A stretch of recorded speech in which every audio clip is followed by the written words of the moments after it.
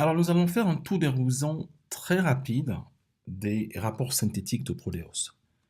La première des choses, c'est de se connecter, comme d'habitude. Et une fois connecté, on va tomber sur la page d'accueil que tout utilisateur voit quand il se connecte sur Prodeos. Et on va aller directement voir les rapports.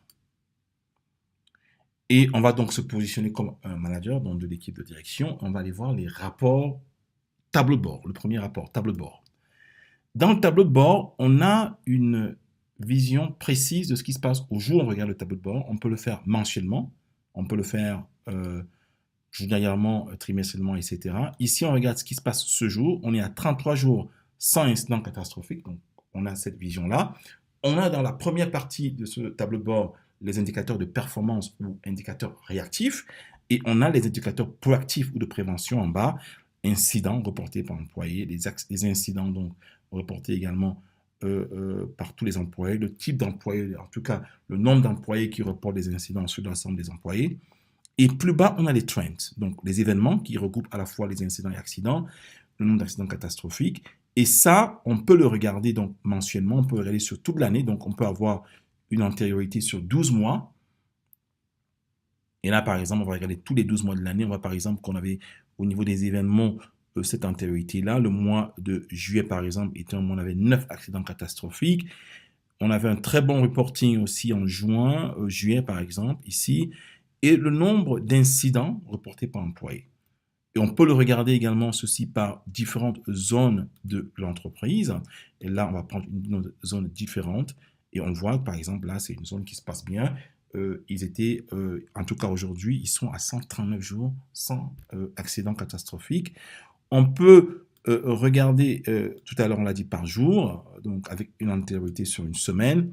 Et tous ces rapports peuvent être utilisés pour faire des présentations ou des analyses par rapport à l'évolution des pertes et des risques dans la boîte.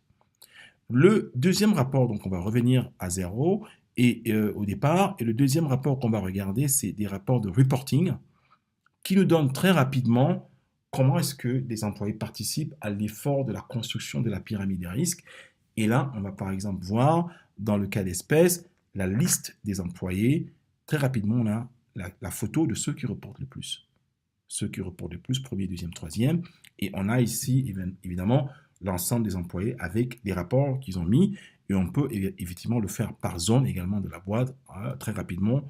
En 2-3 clics, on peut voir quels sont les meilleurs reporters, ou en tout cas ceux qui contribuent le plus à la prévention des risques dans la boîte. Donc, rapport très rapide. Deuxième rapport, c'est les pertes. Donc, on va ici quantifier les pertes validées dans différentes zones de la boîte. Donc là, on peut voir un objectif qui a été fourni et on voit à peu près dans différentes zones de la boîte quelles sont les pertes.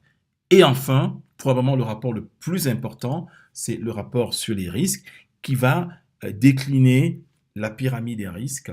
Là, par exemple, on voit sur le début de l'année, c'est pas une vraie pyramide, mais elle se construit. Surtout si on compare avec ce qui s'était passé l'année d'avant.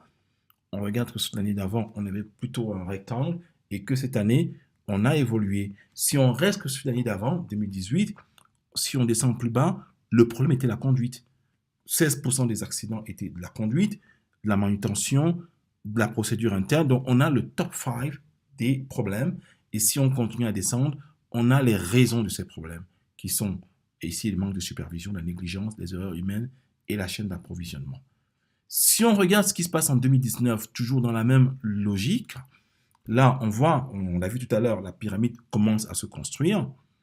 La conduite semble avoir disparu de nos top incidents, mais on voit que, et c'est remplacé par produits non conformes, et la manutention, par contre, reste comme un problème dans la boîte, et on peut regarder plus bas, et on voit que c'est des problèmes de ressources inadéquates, et on voit quelque chose qui apparaît, c'est le non-suivi des procédures qui peut, et la négligence qui peut effectivement expliquer pourquoi est-ce qu'on a des problèmes de manutention dans la boîte. Voilà, des rapports très simples, très faciles, qui permettent très rapidement d'attaquer avec un plan robuste les problèmes de prévention donc de pertes dans une entreprise.